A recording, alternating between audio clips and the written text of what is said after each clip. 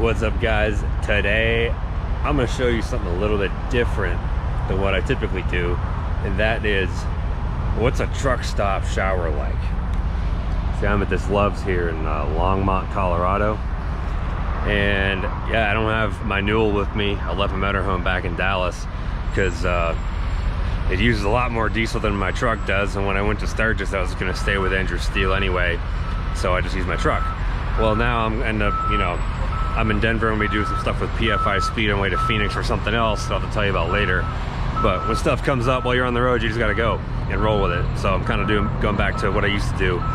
Sometimes they're okay, sometimes they're not. From what I've noticed, Petro has pretty nice ones, and so does Pilot Flying J. Love's, hit or miss. I've been in, the worst one I've ever been in was Love's. So I don't know what to expect here. This particular Love's looks like it's pretty new, pretty clean, pretty well kept up. Old Elvis here has seen some freaking miles. I'm gonna show you my process, what I do, like how to, what you should bring and all that stuff. Oh, so fire trucks are allowed to dump their tanks in the parking lot, but I can't do it with my RV. Okay. I'm not gonna listen to that anyway. Okay, so what you're gonna want to bring with you is a bag to like put your clothes in and like your toiletry stuff. They have like soap on the wall usually, but I bring my own. Also sandals, just because one, keep your feet off the floor.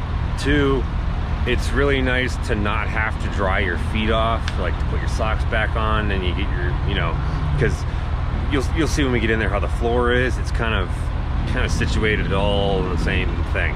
And you can see the Escalade kind of comes my de facto storage unit when I'm towing it. Like I keep my suitcase and stuff back here.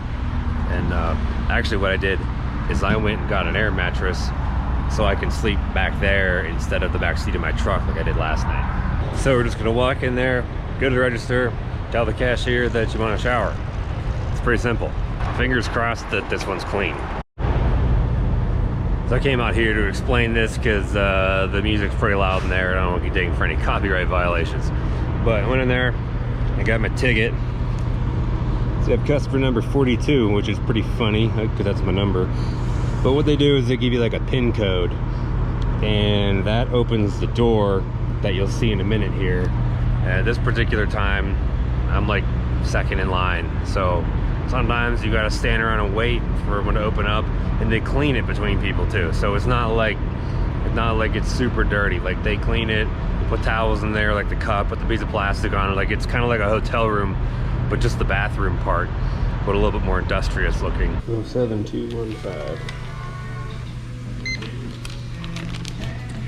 Let's see what it looks like.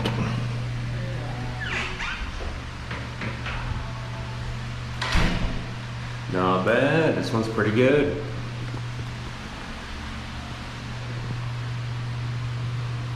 It's not as scary as you would think it is. Like this floor's still a little damp from they just cleaned it. This is probably the cleanest toilet in the entire building right now. See what I was talking about? It's all kind of like the same floor. And even in some of these, like where this is, the wall's like less divided, so the water kind of like flows into, like the drain might be like right here. So the floor is kind of like wet everywhere. I mean, it's not great, but for the alternative of just being stinky and feeling gross, it's pretty great. Well, that's that. Something. This is one of the best truck stop showers I've ever been in, if not the best. Also, for this reason right here, it's got like a jet below the main jet. I don't know if it's for like midgets or for just like cleaning your butt off or something, but it was great.